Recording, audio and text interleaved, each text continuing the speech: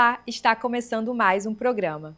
Dicas sobre o mundo da moda, da beleza e tudo que fizer de você uma mulher mais bonita e empoderada, a gente mostra aqui no Mais Bonita. E o assunto de hoje está super pertinente, super especial também. Recebo aqui no estúdio Elisa Mayhoff, psicóloga, para a gente bater um papo sobre saúde mental, que é algo super importante e valioso nos dias atuais, e um pouco também sobre a rotina dela como mãe, esposa e empresária. Seja muito bem-vinda ao Mais Bonita, Elisa. É um prazer ter você aqui. Obrigada, Maísa. Obrigada pelo convite. Obrigada por me receber aqui de forma tão gentil também. E eu queria já iniciar esse bate-papo com você contando um pouco da sua trajetória.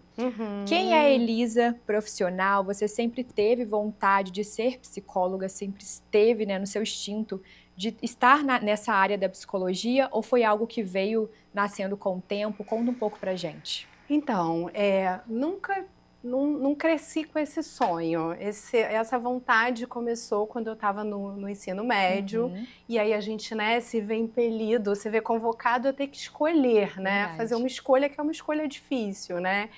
E aí algumas amigas falavam, nossa, mas você é tão calma, você tem tanta escuta, você devia fazer psicologia. Eu queria fazer odonto, imagina, assim. Não sei de onde eu tinha tirado isso, mas aí eu tinha isso, que eu ia fazer odonto. Eu não ia, meu pai é médico, e eu tinha uma coisa de que eu não queria ser médica, eu não queria fazer medicina, mas eu pensei assim, vou fazer odonto, que é uma coisa da saúde parecida e tal. E a gente naquela época também tinha muitas, não tinha tanta diversidade de profissões, né, de universidades em campos, enfim. E aí eu fui para algo, eu falei assim, vou tentar o vestibular. Naquela época era vestibular para psicologia, e fiz e passei para o UFRJ no Rio. E aí campus não tinha o curso de psicologia na minha época, isso foi em 98, 97, então isso tem bastante tempo, né? E aí eu fui morar no Rio, fui encarar saí de casa, saí do interior e fui morar no Rio para fazer a faculdade de psicologia na UFRJ, que era uma chance muito bacana, né? Ter passado para uma universidade pública. Sim. E aí eu comecei o curso e fui me apaixonando, fui gostando, fui querendo ficar, e aí fui seguindo.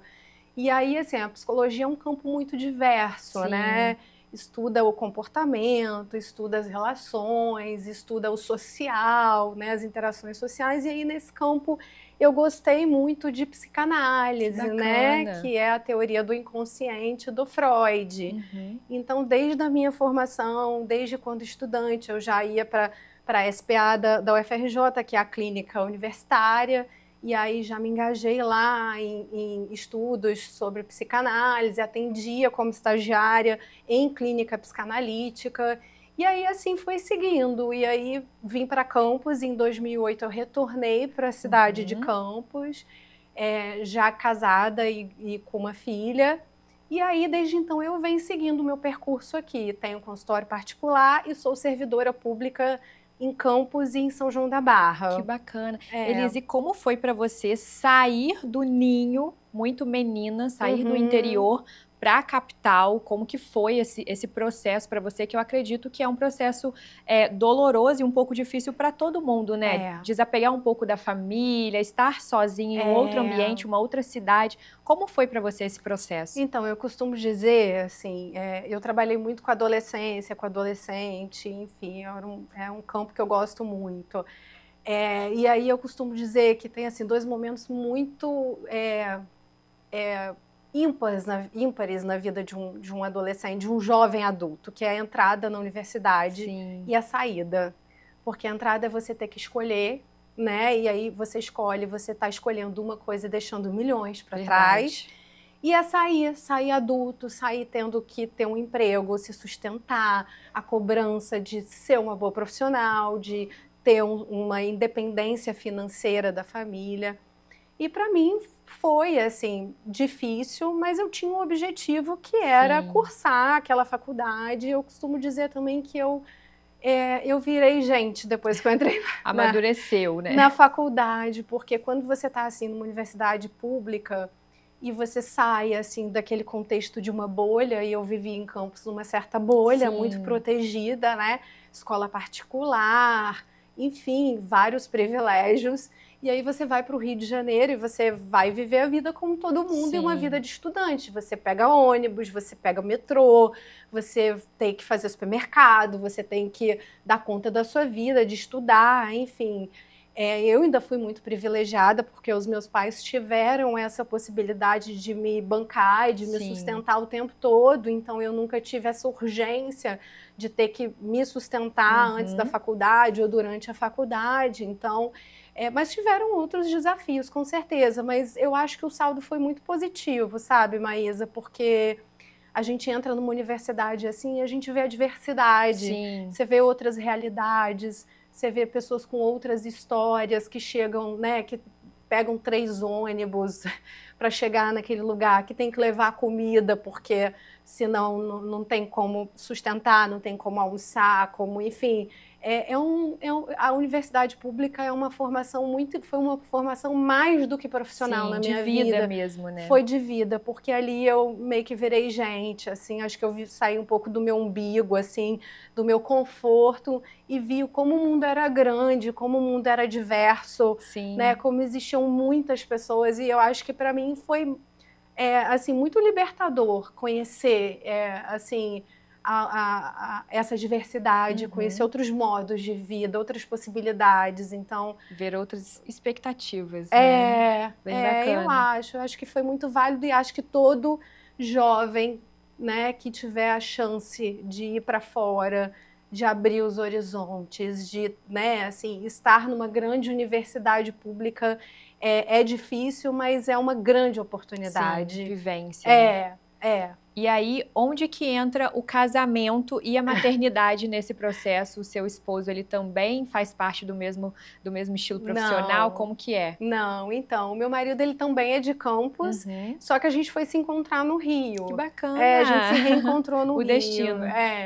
E aí ele já morava lá, ele já tinha terminado a faculdade, ele já trabalhava, ele é publicitário, ele tem a formação em publicidade, comunicação social, mas por esse viés da publicidade, então ele trabalhava com publicidade na época. E aí a gente se reencontrou no Rio, e em 1 ano e pouco a gente namorou, noivou, casou, engravidei lá, que bacana. Né, ainda a gente morando lá. E aí, em 2008, a gente decidiu voltar para Campos, porque ele teve uma oportunidade de trabalho aqui, e aí ele resolveu mudar o ramo, ele saiu da publicidade, foi para o ramo para ser corretor de imóveis. Então ele veio para uma imobiliária aqui em Campos, e aí a gente uniu o útil ao agradável, porque a gente gostava muito do Rio, mas a gente sentia muita falta dessa rede de apoio. Né, também. Da rede de apoio, porque a gente era muito jovem. Sim. Eu tinha 25 anos quando eu tive a minha primeira filha. A minha idade. Então, assim, eu estava fazendo residência, porque no Rio tem alguns hospitais, alguns programas de residência que incluem psicólogos. E aí eu fiz, depois que eu me formei, eu passei num processo seletivo para residência, né, num concurso, e aí eu estava cursando na UERJ essa residência no Hospital Pedro Ernesto, e aí no meio da residência eu engravidei. E aí a gente ficou lá até minha filha ter uns 2 anos, e aí surgiu essa chance da gente vir para Campos, e aí a gente uniu né, a gente já tinha o desejo de estar perto dos nossos pais, assim, da nossa família, e aí de ter esse apoio com a nossa filha, e aqui a gente tinha esse aconchego de ter os avós, de contar com essa ajuda até para a gente trabalhar, porque a vida no Rio é muito complicada, né? Então a gente veio muito com essa perspectiva de construir a nossa vida aqui profissional e ter essa qualidade de vida, de apoio, de suporte que a gente teria para nossa filha aqui. Estar mais perto, e aí, né, deu super certo, porque a gente nunca mais quis voltar para o Rio, a gente continuou aqui. Para a vida agitada, é muito bacana. E Elisa, você tocou num assunto de que as suas amigas sempre comentavam, né, no ensino médio, que você era muito calma, que você devia cursar psicologia, e eu realmente vejo muitas pessoas falando sobre isso, né, desse jeito, né, do psicólogo de ser calmo, de ser mais tranquilo. É uma regra? A maioria dos psicólogos são tranquilos, são mais calmos, a mente mais clara, ou mesmo a pessoa sendo mais agitada, ela também consegue aí ajudar o outro a desembolar as Eu acho que é ideias? possível, sim, porque eu acho que assim, a função de escuta, a função psicólogo, não é você, né? Assim, pelo menos não deveria ser, né? Uhum. Assim, eticamente não deveria Sim. ser. Então, assim, as nossas questões, os nossos problemas, os nossos jeitos de ser na vida, a gente deixa para fora do consultório. Quando a gente está se propondo a receber alguém, a escutar alguém em sofrimento, escutar alguém né, ali nessa função, a gente está deixando para trás quem a gente é.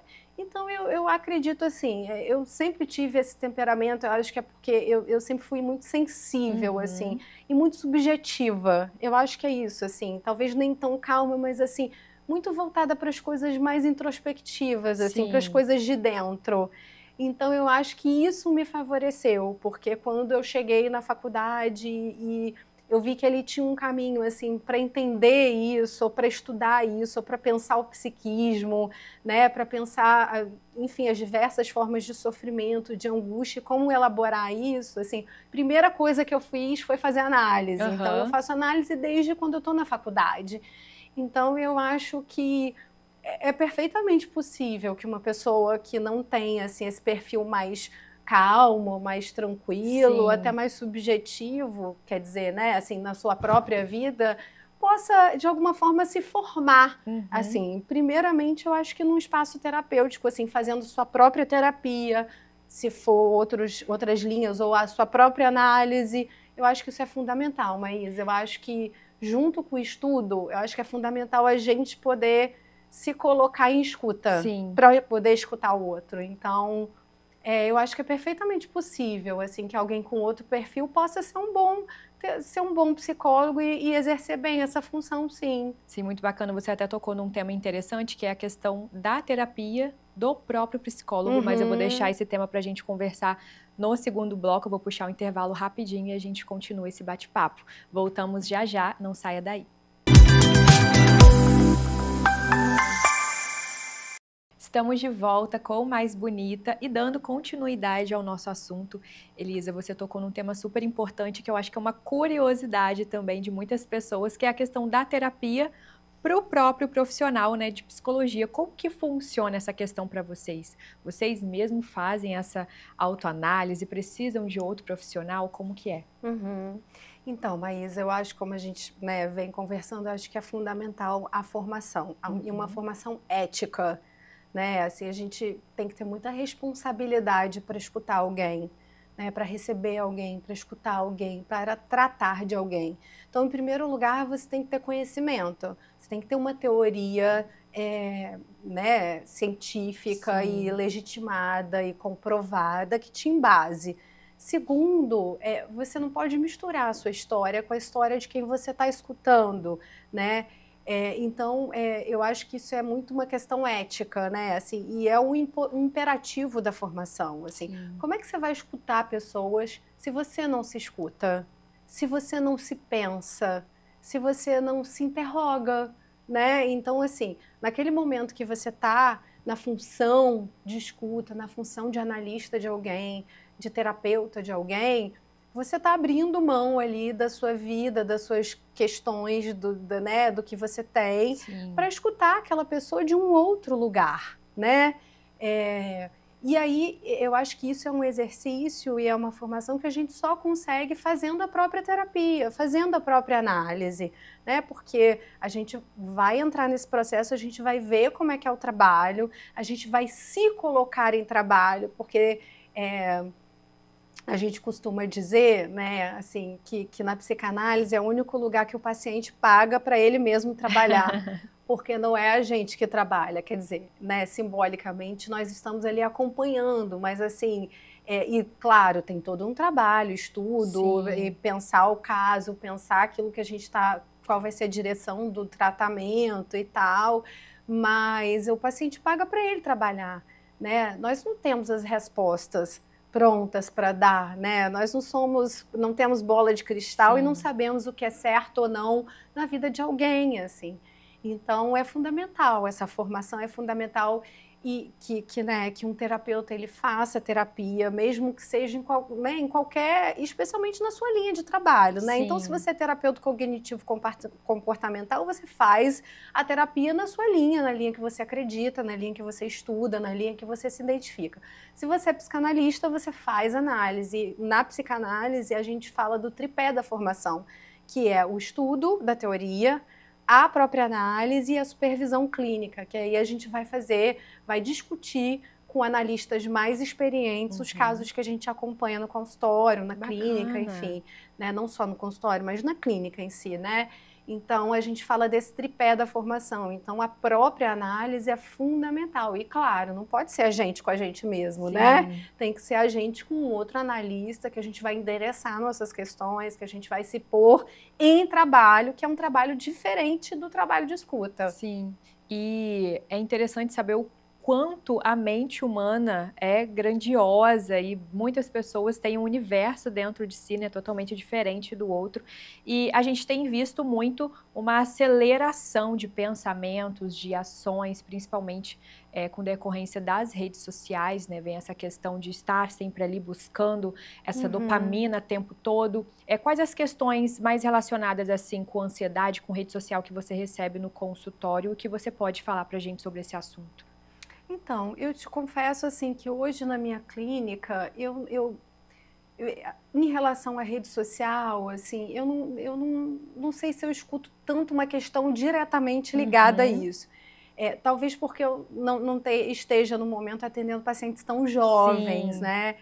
O que eu percebo mais, assim, aí é um campo que mais eu tenho pensado, eu escuto muito mulheres, né? Assim, as mulheres, elas buscam muito, assim, se entender, né? Elas buscam se escutar, elas levam seus sofrimentos, assim, elas querem interrogar seus sofrimentos, né? E nesse momento eu escuto muito, assim, eu venho pensando muito nessa questão, assim, muito da sobrecarga, né, da mulher, assim. Eu acho que as mulheres vêm se interrogando muito os lugares que elas ocupam, né? Então, assim, existem muitos conflitos quanto a isso, né? Mulheres que são mães, mulheres que trabalham fora, mulheres que querem ter uma relação afetiva junto. Então, eu vejo que isso vem sendo uma revoluçãozinha, sabe? Assim, e sobre as redes sociais, eu estava até comentando com uma amiga antes de vir para cá, se a gente estava falando sobre... Hoje é um assunto comum, né? Você está em qualquer lugar, você está conversando sobre isso, está olhando a rede social, tá... Né? Eu até te contei que eu não tenho Instagram profissional. Olha só, gente, que perfeita. Não precisa ter Instagram profissional, vive a vida low profile, como tem que ser. Um sonho que a gente vive hoje em dia, é o verdadeiro luxo, né? Você poder estar offline das redes sociais. E eu fico assim, tentando me entender, porque a gente estava conversando, né? Porque assim, a gente que tem uma subjetividade já construída antes, assim, da rede social, a gente tem mais, a gente se vê, claro, capturado, obviamente, né? Por esse universo, pelas coisas que a gente vê, pela performance, enfim, mas eu acho que a gente ainda consegue ter um pouco mais de crítica, sabe? Então, eu estava conversando com essa amiga falando assim, né, de como as pessoas hoje levam a vida como se ela fosse virtual. Então, assim, para mim, não seguir alguém ou não deixar ou não permitir que alguém não me siga, não é nada assim pessoal. Não quer dizer que existe uma desavença. Porque a vida real é aqui fora, gente. Então, assim, aquilo ali é um espaço, assim, não necessariamente se eu conheço alguém ou se eu falo com alguém, eu quero que essa pessoa faça parte daquele ciclo ali, entendeu? Daquele lugar, daquele espaço. Isso não quer dizer que eu não tenha relações com ela ou que eu não, eventualmente, sei lá, pessoas do trabalho, enfim. E aí isso para mim é muito estranho, assim, eu fico achando, meu Deus, mas as pessoas tomam o virtual como se fosse a vida real, né? E eu tenho filha, né? Eu tenho uma filha jovem, adulta, de 19 anos, e eu vejo o quanto que esse discurso, o quanto que esse mundo para o jovem é muito perigoso, assim, né? Então, essa coisa da imagem, do corpo, eu acho que as mulheres sofrem muito com isso ainda, né? Quer dizer, eu venho de uma geração em que a gente, né, assim, conseguiu, agora a gente se livrou muito das nossas amarras de imagem, acho que isso vem também muito com a maturidade.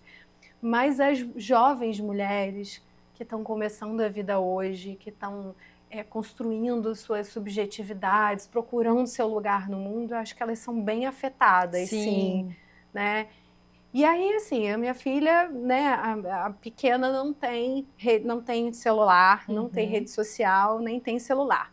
Tem acesso à tela, porque ali em casa a gente dá alguma coisa de contato para ela, mas é de 19 anos, assim, é muito difícil, né? Assim, a vida é muito... E aí eu tento... Ela já fez análise um tempo, então eu acho que, assim, eu acho que existe muito na geração mais nova, né?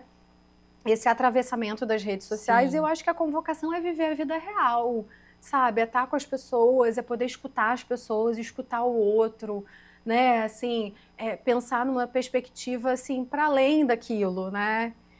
Porque ali é um retrato, Verdade, assim, é um recorte, recorte bonito, né? E geralmente bonito. Sim, nós vemos cada vez mais jovens tendo que buscar ajuda cada vez mais cedo também, justamente para ter esse senso crítico, de se perguntar sempre. Inclusive, eu estava vendo uma matéria falando sobre o desenvolvimento, né, do cérebro de outras gerações, da nossa geração, em que os roteiristas de Hollywood eles estão tendo que fazer roteiros cada vez menos difíceis, sabe? Com filmes muito bobos, claros, porque a nossa geração, a geração Gen Z, né, ela não consegue acompanhar, ela não consegue ter esse senso de desenvolver realmente o cérebro para questões mais submersas, sabe? E a gente vai realmente fazendo essa atividade com o nosso cérebro, né? Quanto mais a gente busca, mais ele vai estimulando, não é? Isso. E aí vai ficando cada vez mais raso, a gente vai emburrecendo, né? Exatamente. Eu me peguei, assim, eu me fiz um propósito que eu falei assim, gente, eu vou voltar a ler,